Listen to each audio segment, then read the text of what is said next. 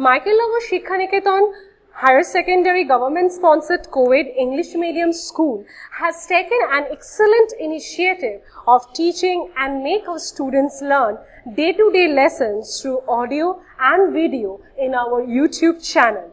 Teachers of all the subjects are working hard to enhance these online classes in the midst of this pandemic situation.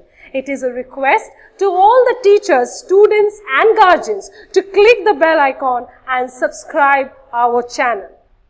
Today we are going to discuss the sexual reproduction of flowering plant, and the topic which we are going to discuss in this chapter is the male reproductive part, the male reproduction of the flowers, that is the microsporangium. We are going to discuss the structure, the function, everything relating to this topic.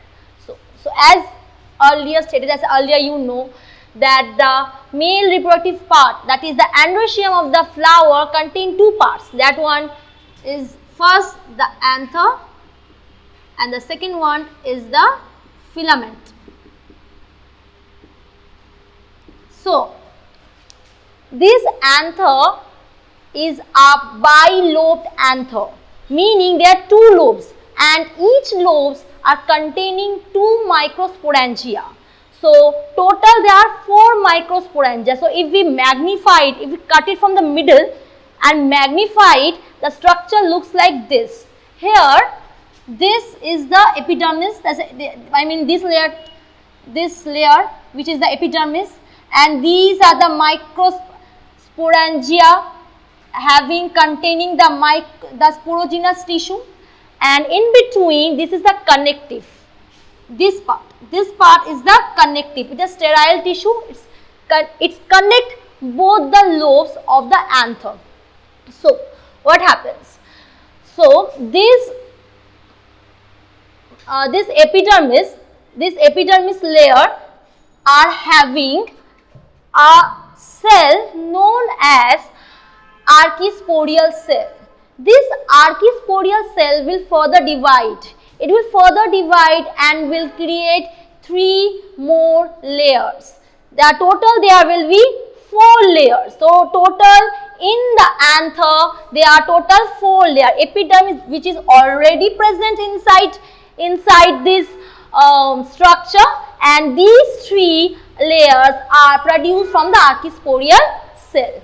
So this archisporial cell is next to the epidermis. This epidermis cell is, we also call it non-archisporial cell.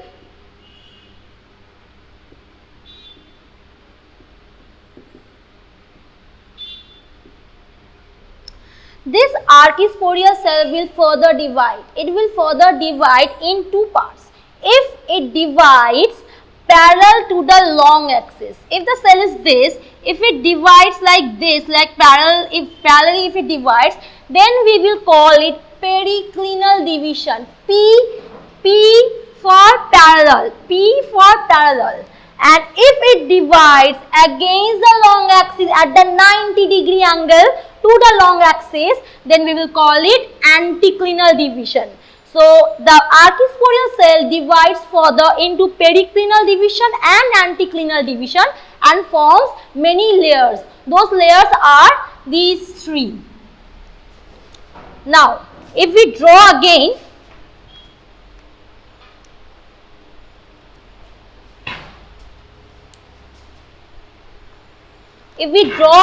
this thing here, this is the epidermis.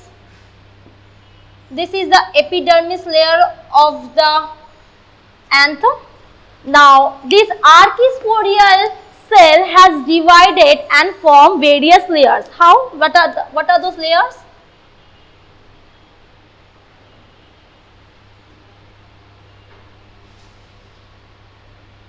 The first layer is the endothecium layer. So this layer is known as endothecium layer. Next to the endothecium layer is the middle layer.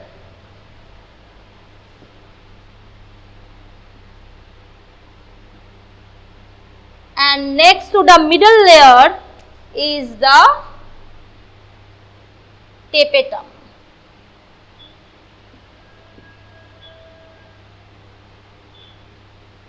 Okay, so the first layer is epidermis, which already present. Second one, endothecium layer. Third one, middle layer, and the fourth one, tapetum.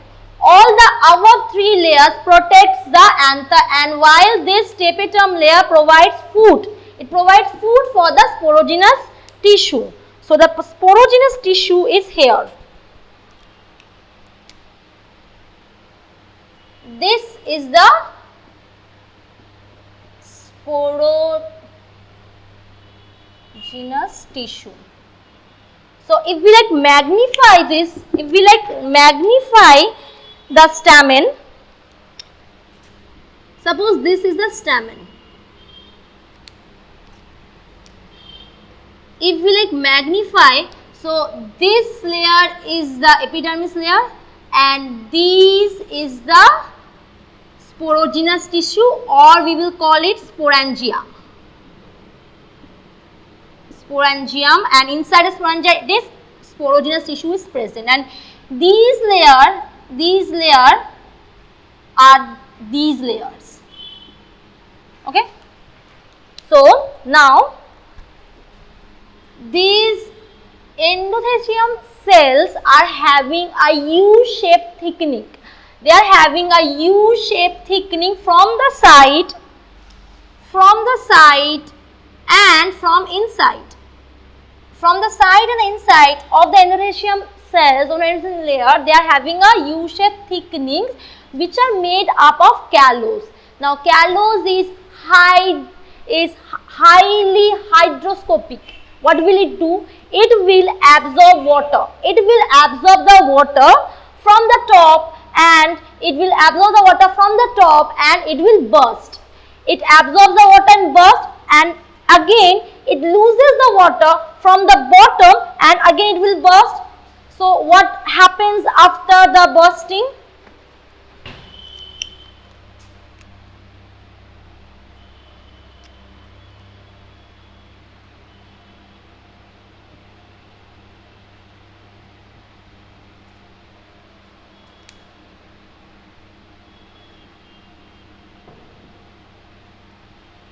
So after the burstings of this thickening inside the endothecium cells, a passage is formed. A passage is formed from where the pollen grains might get out. That is the dehiscence. So a passage is formed after the absorption and losing of water. Next to the endothecium layer, we know the middle layer is present. So this one is the middle layer.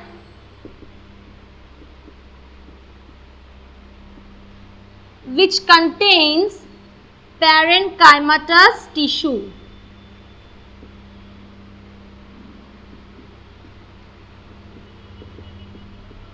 Now parenchymatous tissue are green in color. So they are green in color. If they are green in color, so what will they do? They will perform photosynthesis. They will perform photosynthesis and will make food. After making the food, what will it do?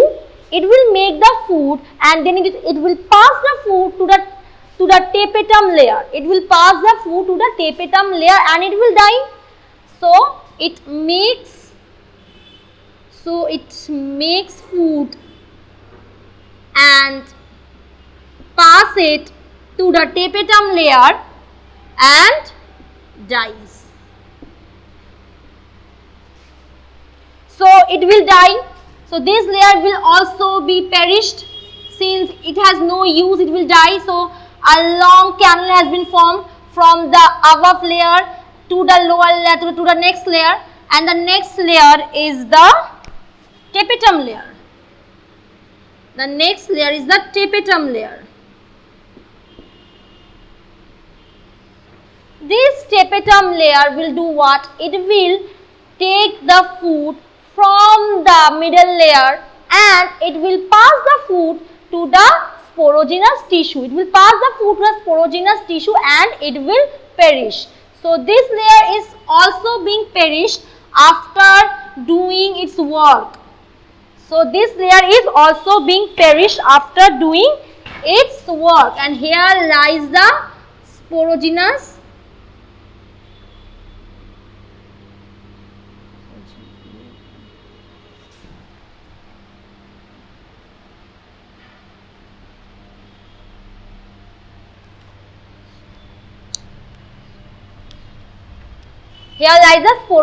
tissue. So we can see that a canal is being formed.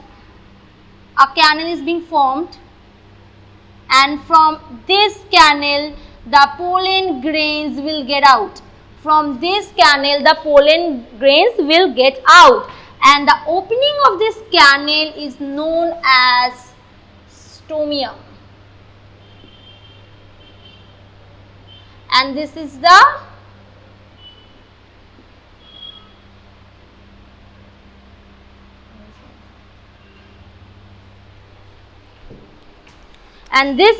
dehiscence canal. Okay. So we can again revise it. So first, from starting we are saying, so first layer is the epidermis cell, the epidermis layer. Then is the endothecium layer. Inside the endothecium layer there are U-shaped thickening which are made out of callose, which is highly hydroscopic. It means it will absorb water. So after absorbing water, it will burst from the top and it will burst from the lower side, from its lower side, and will form a passage. And the next layer to the endothecium layer is the middle layer. So in the middle layer, it contains green cells which helps in performing photosynthesis, and by doing the photosynthesis, they make the food and it will pass the food to the next layer, that is a tapetum layer, that is the fourth layer. And after passing the food, it will die. It will die and the canal will again increase till here, and from the tapetum layer does what? It passes the food to the sporogenous tissue lying next to it, and after doing it, the tapetum layer will also perish, and hence the canal will increase, and on the surface of the sporogenous tissue there lies a covering, that is the sporopollenin. This is the sporopollenin which lies, that is made up of, after the perishing of this tapetum layer, this layer is being formed, which is known as sporopollenin, which is the outermost covering of the pollen grains. We will study further of this topic.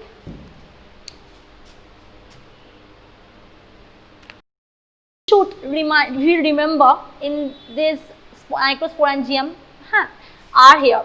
That is, we should remember another term, that is microsporogenesis. So what happens? The sporogenous tissue, these tissues then transform into pollen mother cell. How do they transform? They take all the nourishment from the tapetum. By the way, the tapetum are multinuclear. There are a large number of nucleus in the tapetum. So after taking all the food from the tapetum, it will then transform into pollen mother cell. It will transform into pollen mother cell, also known as microspore mother cell, and in the female it will be known as megaspore mother cell. Micro is for the male parts. Okay, so pollen mother cell. So these pollen mother cell are diploid. So they are diploid. So they will undergo meiotic division. So we know that in meiosis they are meiosis 1 and meiosis 2. So they will undergo the meiotic division and they will form microspore tetrads. So they will form 4 microspore tetrads. So they will form 4 microspores. Okay. So this process of formation of the microspore from the pollen mother cell through meiosis is known as microsporogenesis. So this definition is what you are going to read. That is a process where the microspores from the pollen mother cells are transformed into goes through the process of meiosis is known as microsporogenesis. So these microspore will later form the pollen grain. So now we are going to study the structure of pollen grains. Structure of pollen grains. So pollen grains are of 25 to 50 micrometer in diameter. I mean, they are very small, they are very tiny. So the wall of the covering the pollen grain is called sporoderm. So, and it is made up of two layers, that is the outer exine and the inner intine. So the exine is the hard covering which is made up of sporopollenin, and it possesses protein for enzymatic compatibility. So what is this enzymatic compatibility? We will study later. Now the next there is the inner wall, that is the intine, and it is made up of cellulose and pectin. And there is another thing, that in the structure, that is germ pore. The germ pore are present on the wall of the exine, from which the pollen will get out. I mean the sporogenous tissue, inside this cell will get out. So this germ pore is a prominent aperture where this sporopollenin is absent. Sporopollenin is present where it is present in exine, and this will contain, and after all this happens, the pollen grain, that is a mature pollen grain, will contain two cells, that is a vegetative cell and a germinative cell. We will come to it later. Now first we will discuss the structure and how it works. So this is the intine layer of the pollen grains, and this is the outermost layer, which is the exine. So on the surface of the exine, what is present? On the surface of the exine, germ pores are present. This layer is the sporopollenin. This one is the sporopollenin layer. So what happens? Suppose a pollen of rose. Suppose a pollen of the rose plant enters. The pollen of the rose spores falls on the stigma of a rose plant. So if a pollen of this rose plant enter on another flower, on another rose plant of another flower, the stigma of the rose plant. So what will happen? Since both are of the same plant, it will recognize the pollen. So on the surface of the stigma, there are a factor known as the recognition factor. So this recognition factor does what? It recognizes whether this pollen belongs to this species or not. Suppose if the pollen of some rose, lily, or lotus, or suppose tuberose, if a pollen of tuberose enters on the stigma of a rose plant, the compatibility factor, the recognition factor will not work. It will not recognize. You are going to open the door to your friends and families. Of course, you are not going to open the door for a stranger. Same things happen. It will not be able to recognize and nothing will work. But if the same species if the pollen of the same species falls, it will recognize, and after recognizing it, it will form stigmatic fluid. It will create stigmatic fluid which enters the pollen grain, through the germ pore, and while it enters, it will remove this layer, this sporopollenin layer, and it enters, and this will enter inside,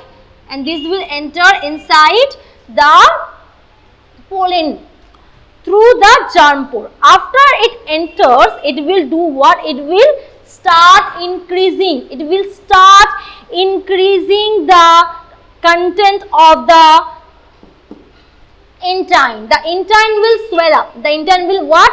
The intine will swell up, and the intine will get out or will exit from this germ pore as tube cell, which we will study later on. Okay. So what happens? So what are the points? First, the identification. It first identifies whether the pollen is compatible or not. So hence this thing. So hence this compatibility of the stigma. The stigma first recognizes this and then it says that whether it is compatible or not. If it is compatible, then the further things will happen, or if it is not compatible, then it will stop there only. Okay. So first is the identification. Next, the sporopollen is removed. After identifying the pollen grain, the sporopollen of the pollen grain will be removed. Then this stigmatic fluid will enter the pollen grain through the germ pore and it will do what? It will swell up. It will swell up the intine and the intine will exit from the germ pore through in the form of tube cell, which we will later study later on. Okay. And by the way, this sporopollenin helps in fossilization. How? I am telling. It means this sporopollen will not be removed unless it is compatible. If it is not compatible, it will remain like that, it will fossilize, it will remain like that, and if it is compatible, it recognizes the same species, then it will be removed and then the further things will happen. Before we start the formation of the male gametophyte, I have forgotten to tell one thing, that is the study of this mature pollen grain. The external morphology of mature pollen grain is known as palynology. Okay. Now, the formation of male gametophyte. So, the pollen grains, which is the male gametophyte. So, what happens? The pollen grains or the microspores, so same thing, is the first cell of the male gametophyte. So, then it will what? It will gradually grow in size and it will develop vacuole and it will divide mitotically to form two unequal cells. So, what happens? This is the stamen, this is a stamen. So, inside the stamen there are sporogenous tissues and the microsporangia from which forming the sporogenous tissue from which the pollen mother cells is formed, from which pollen grains are formed. So, after the formation of pollen grains, it will divide into unequal part. It will divide into unequal cells, that is a small generative cell and a large tube or vegetative cells. So, there are two, it divides into two unequal form, and after the division it will get attached to insects or it will be blown by the winds or will be carried by the water or by any animals, which is known as pollination, as you know earlier. So, what happens after the pollination? It will go and stick to a stigma. If the stigma is compatible to the pollen grain, then it is alright, the next process will happen, but if it is not compatible, it will remain there and nothing will form. So, again the PMC, the pollen mother cell, it undergoes meiosis and it will form pollen. It will form pollen, which then again, by the way, it is 2N, is diploid and this one is haploid. Okay, this pollen grain then undergo mitosis and form two unequal cells. One is the vegetative cell, which is the asexual cell, or also known as the tube cell, and the another one is the generative cell. So, this generative cell will do what? It will form two male gametes, from which one male gamete will fuse with the another nucleus, another, that is a female gamete that present in the ovary, there is a ovule, it will fuses with the ovule and it will form diploid zygote. So, we will come here later. So, this process, so this total process is what we will call microsporogenesis. Sorry, the male gametes. So the vegetative cell is the pollen tube cell, and this will form two unequal parts, that is the two male gametes, that is one vegetative cell and one is the generative cell. What happens here, if this is the pollen grains, it has vacuoles and this is the nucleus. Okay, so this nucleus will undergo changes. It will form the nucleus will divide mitotically but in unequal way, and it will form two parts. These larger parts is known as the tube cell. Why tube cell? Because it doesn't work in this reproduction. It does what? It will just help in the formation of tube. It will help in the formation of tube in the style of the flower.